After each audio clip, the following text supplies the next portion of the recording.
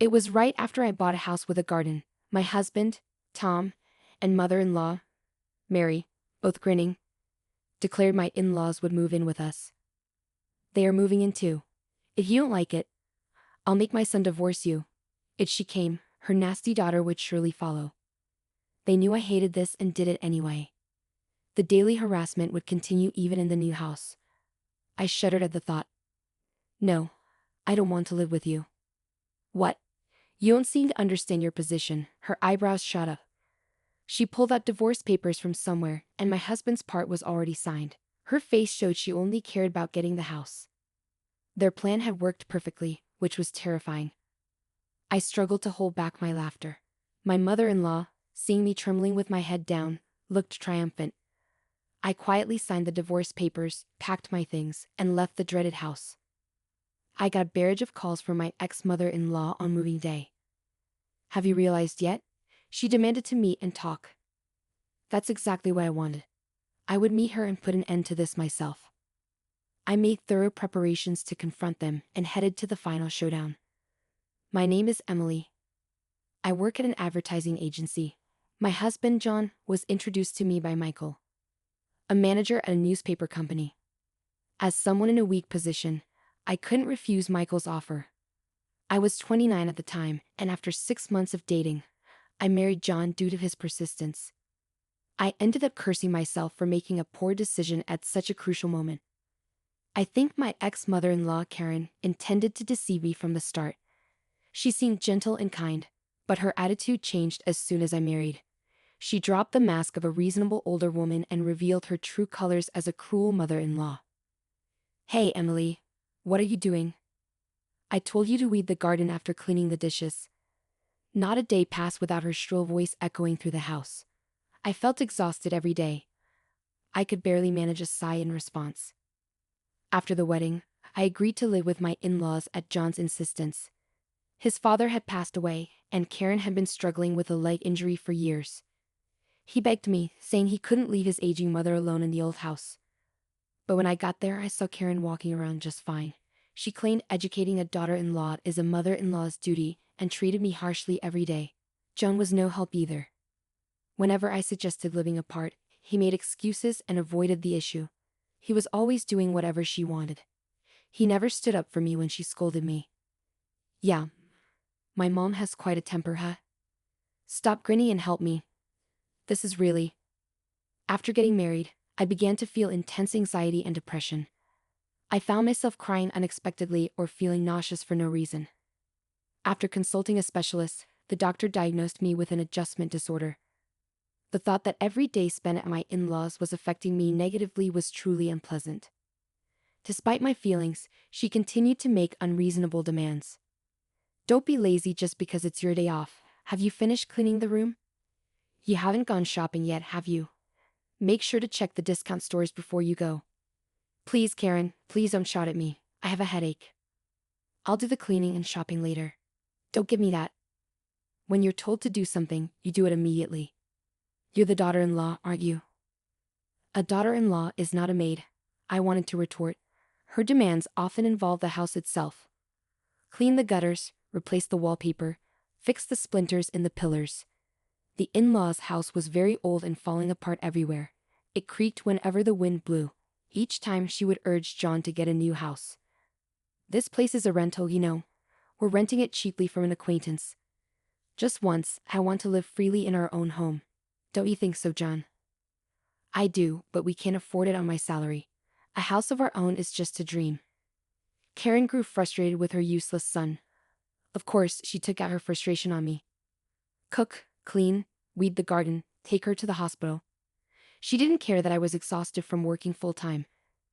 It was no wonder I developed an adjustment disorder. I couldn't help but think that every day. 6 months after moving in with my in-laws, a woman who made my miserable life even worse arrived. John's sister, Lisa, came back after her divorce, bringing her child with her. She said her ex kicked her out, saying he didn't want to see her face anymore. Well, it's my fault really. I left my kid unattended and slept with my husband's senior. What kind of ethics does this woman have? Seeing my horrified expression, Lisa smiled, slightly. Lisa, who looked just like Karen, I housework and made me clean her room as well. It's only fair, right? I'm raising a child. You wouldn't understand since you haven't given birth, but it's harder than it looks, so thanks in advance for your help, Emily. Lisa didn't work, she lazed around all day. Her childcare was half-hearted at best. She lounged on the sofa doing nothing. Her behavior was particularly bad on weekends. She'd leave her young daughter with me and go to the arcade. Lisa had some bad friends from her rebellious days and would sometimes start drinking in the afternoon with them. I wished she would at least help with some of the housework, but Lisa did absolutely nothing. She was the kind of woman who would do anything to get money for fun. This is what happened one day. Lisa handed me a drawstring bag, and when I looked inside, there were my dad's cufflinks, ring, and vintage lighters. What do you expect me to do with these? Figure it out. Sell them and make sure you get a good price, okay? The belongings of my late father, these were supposed to be keepsakes, yet Lisa casually told me to sell them. I felt a wave of sadness. The thought of her using the money to go to the arcade made it even worse. Unable to bring myself to do it, I explained the situation and handed the bag over to John. I don't know what he did with his father's keepsakes, and frankly, I don't want to know. When Lisa first returned, many things happened. My belongings frequently went missing after she arrived. Around that time, I also discovered that John was probably having an affair. A friend who worked at a different advertising agency happened to see him in town on a weekend. John was walking arm in arm with a flashy young woman. I was furious when I heard the story. I'm working hard from morning till night, even on weekends, and you're out having fun with a young woman. Unbelievable. This is cheating, right? Who is she? Tell me the truth. It's not cheating. She's just a worker from a massage parlor. And how is that any better? You shouldn't be going to such places when you're married. Lisa laughed hysterically at our argument. Karen seemed exasperated but didn't strongly scold John. According to Karen's logic, if a husband goes to such places, it's because the wife isn't devoted enough. Getting upset over something like that is embarrassing. The problem is you. If you were more devoted to John, this wouldn't happen. I don't agree, Karen. Isn't that a bit too unreasonable? This is the norm in this house. Besides, going to places like that or having an affair shows a man's prowess. A wife should forgive such things with a big heart. You useless. What was normal to them was absurd to me. Forgive visits to such places and affairs. There was no way I could do that. My frustration only grew. I couldn't just stand by any longer. Determined to change this unpleasant situation, I decided to take action. Karen and Lisa remained the same day after day. They treated me like a servant. The two of them lounged around like sea lions on the sofa or floor, raising their voices when they were hungry. Hey, why isn't lunch ready yet? It's already noon. Stop dragging your feet, Emily. You're so slow it's annoying. Then why don't you make it yourselves? I've been cleaning the garden, airing out the carpets, and shopping with no time to rest. Don't talk back. Know your place as the daughter-in-law. I wasn't even allowed to voice my opinion. I was utterly fed up. I wanted a divorce immediately, but if it were that easy, I wouldn't have been struggling. John was introduced to me by Michael, a manager at a newspaper company. I was indebted to my boss, James, who also asked me not to do anything that would embarrass him. Karen knew this and often used it against me. I was completely stuck between a rock and a hard place. For a while, all I could do was endure. Then one day, John's affair became undeniable. That friend from the other agency got concrete evidence. The first stage of my preparation was complete. I needed to plan my next move. About a month later, Lisa spread out a housing catalog on the dinner table after dinner. From every angle, it was clear that these were items I had put in my bag. Look at this. Emily was planning to buy a house. Wait, did you rummage through my bag? Why would you do that? Just be quiet. Oh, it's a nice house, a bit in the countryside, but still. Hey, Emily, you should have discussed something like this with me, John said. I had my eye on a house with a garden. As Karen said, it was in the countryside but looked quite good. I had already visited the place several times and met with the real estate agent. When I admitted this, the three of them became very interested. What? How far along are you in the process? Are you going to buy it? It's cheap and spacious, not bad at all, John said. A man's got to be bold. Ah, well, a house with a garden, huh? That's a big decision. If you decide to become the head of your own household, I'll support you. I'll even help a little financially. Wouldn't you like to leave here and live with Emily in your own place? Before I could say anything, she was already encouraging John. How insincere. She had no intention of letting me go so easily.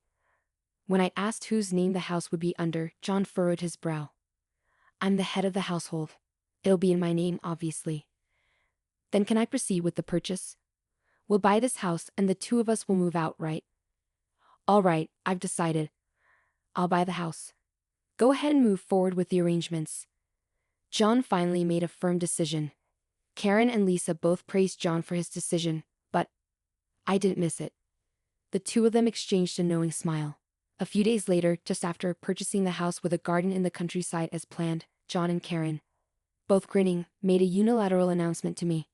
They are moving in too. What? But you said we'd live there alone. After thinking it over, we decided to live together. You're not going to say no, are you? If you refuse, I'll make John divorce you. I wonder what James would think of that.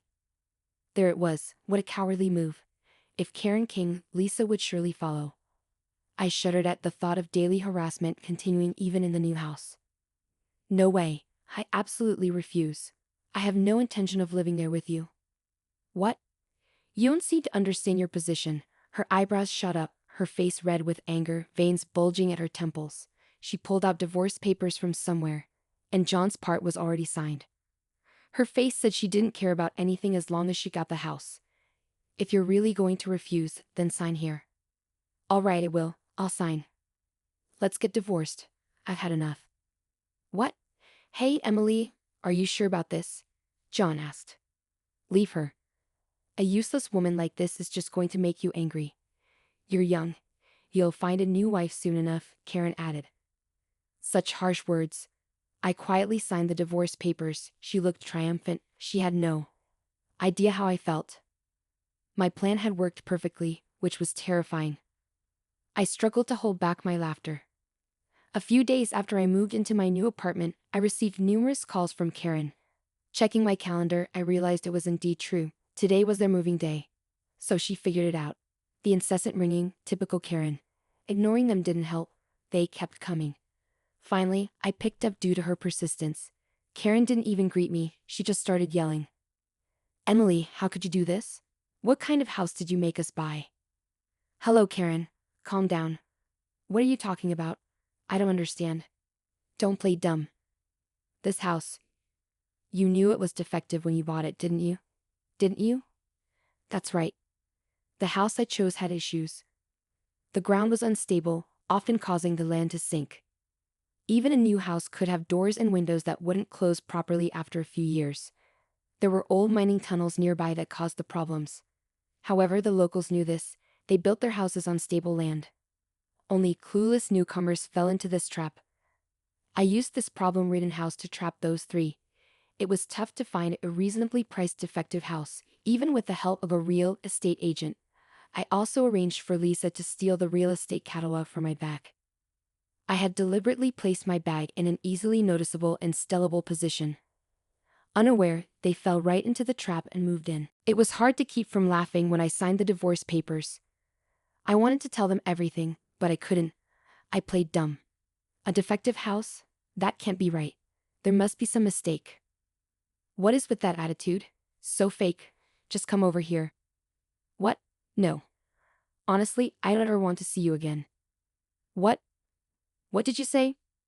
There was no way I wanted to see that unreasonable family again, I told her. I wouldn't meet them even if they paid me. Then John took over after she clicked her tongue.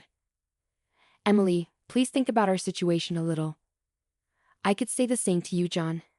Did you ever think about my feelings? No, you didn't. I was always isolated. I'm sorry, I'll apologize. Just tell me where you moved to. Why would I tell you that? If you showed up, I have to move again. I want to cut all ties with you. The conversation went nowhere. Eventually, Karen and the others started making even more outrageous claims. They said the divorce was invalid and that we were still family. I had 2 colleagues sign as witnesses and submitted the divorce papers to City Hall. Invalid? No way. How unreasonable could they be? Anyway, just meet with us once. We need to settle this. Please, Emily, just once.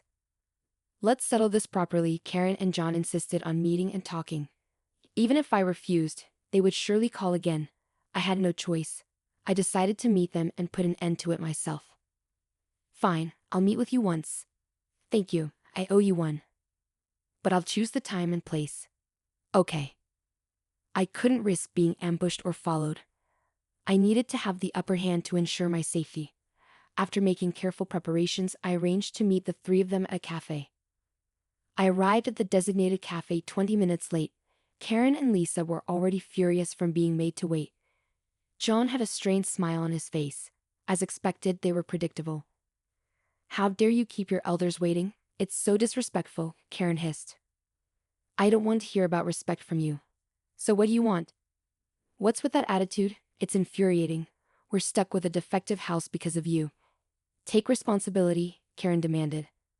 I told you, I don't know anything about that. You decided to move in on your own, didn't you?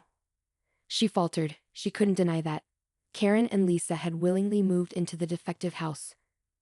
Their previous home was being renovated by its owner, so the only place they had to live was the defective house. If you're done, I have something to say. Karen, I will be suing you for damages. Prepare yourself. What? Damages? Suing? Why? What did I ever do to you? Tell me clearly. You mentally tormented me to the point of developing an adjustment disorder. I installed a small camera in my room. I captured you rummaging through my bag, Lisa. This is clear evidence of theft. No, this can't be. Lisa stammered, her face turning pale as she stared at the video evidence on my phone.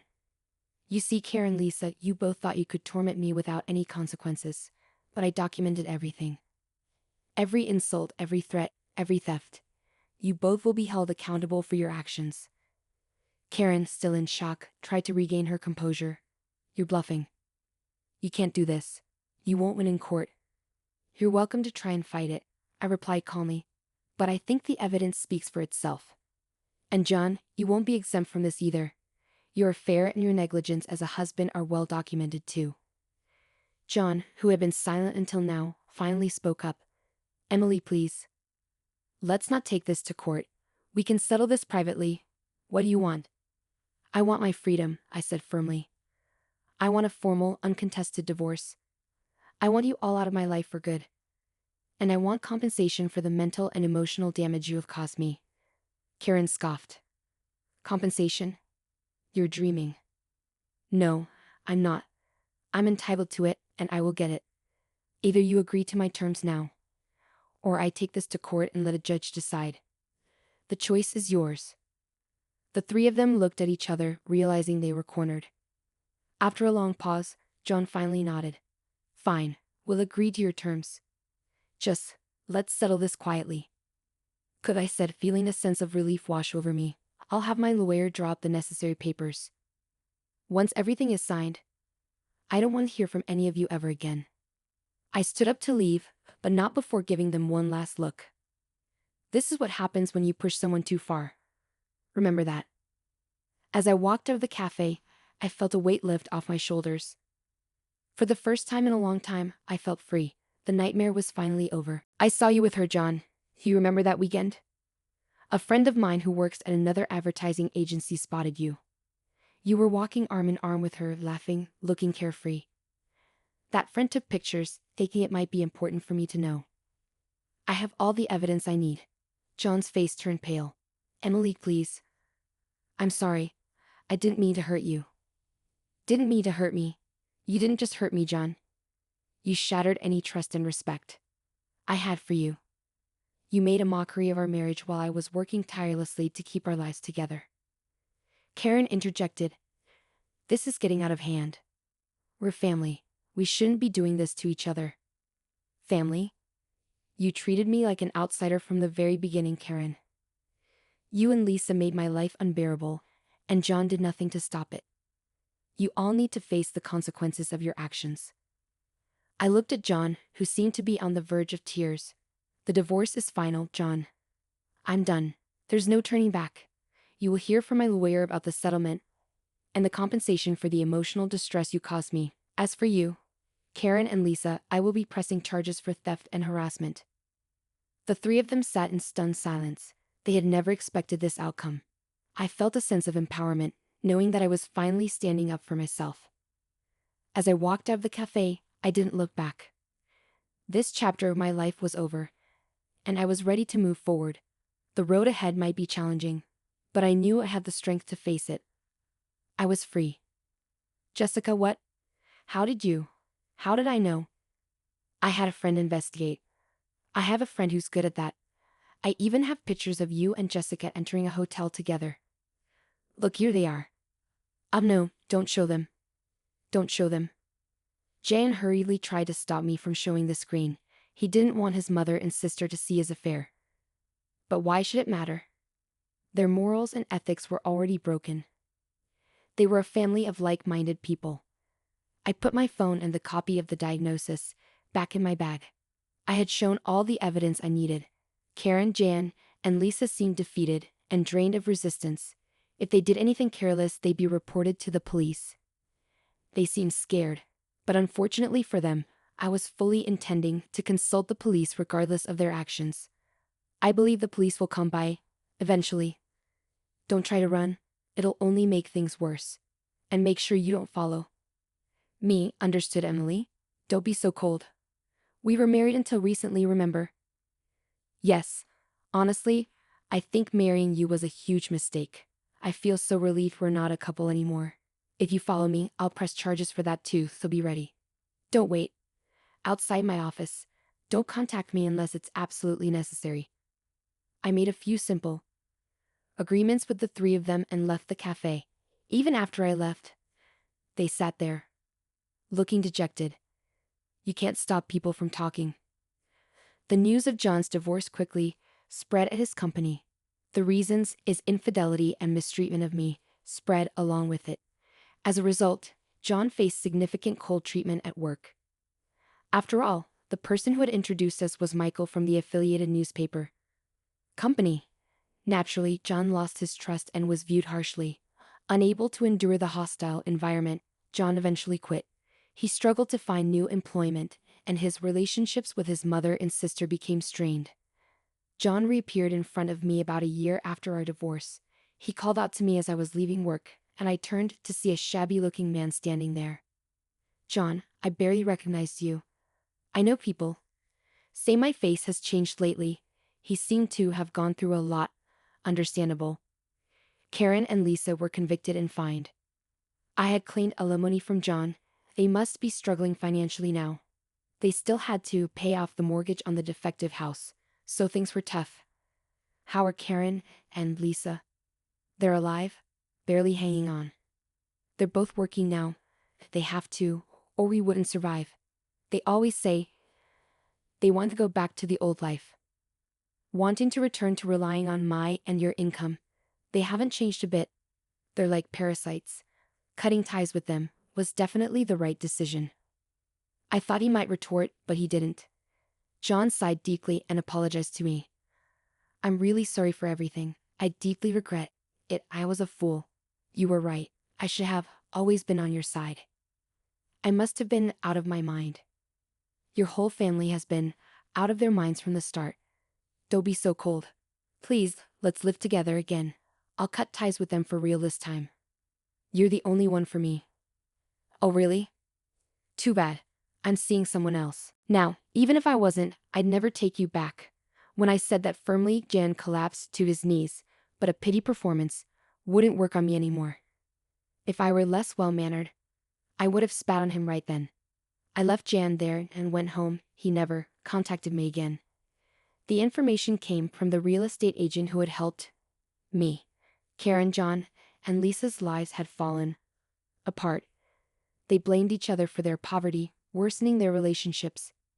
Neighbors heard shouting and glass breaking from their house almost every night. They berated and tormented each other but couldn't break free. It was nothing short of hell. They are quite isolated in the community, with no one wanting to interact with them. Eventually, they will likely sell their unsellable house for next to nothing, and end up homeless with just their debts. I can clearly picture the three of them, huddling together, cursing each other under the cold sky. Someday I'd like to see their miserable state firsthand after they've hit rock bottom. Meanwhile, I'm living a blissful life that seems almost unreal. It's thanks to my new partner, the one I mentioned to Jan. He's a successful salesperson at a major trading company, a mature man with a gentle nature who respects others' values, and he's also divorced like me. We're planning to have a small wedding soon. My first marriage was an incredibly bitter experience, even now. I sometimes tear up remembering the hardships, but even during those times, I feel warmth and comfort when I lean on him. This is where I belong. I took a long detour, but I finally arrived. That's how I feel because of the hardships I've endured. I can now be kinder to others. I want to use my experiences to live a positive and bright life. That's how I feel these days.